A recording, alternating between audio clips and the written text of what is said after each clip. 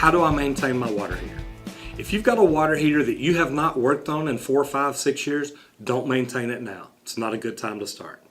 The magnesium inside attached to the anode rod breaks up and starts plugging little holes in your water heater, little hairline cracks. If you start working on it now, and the way you maintain a water heater is by flushing it. If you start doing that now and you pull some of that magnesium out of the little hairline cracks, what's going to happen is now you may start your water heater leaking.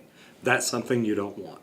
But to maintain a water heater when you first get it, every couple of months, take a 5-gallon bucket out, stick a hose down in it, open up the valve, flush it out. You want a good 5 or 10 gallons of water to come out of it. That way you get any calcium and magnesium buildup in the bottom out. Makes your water heater more efficient, makes your water heater last longer.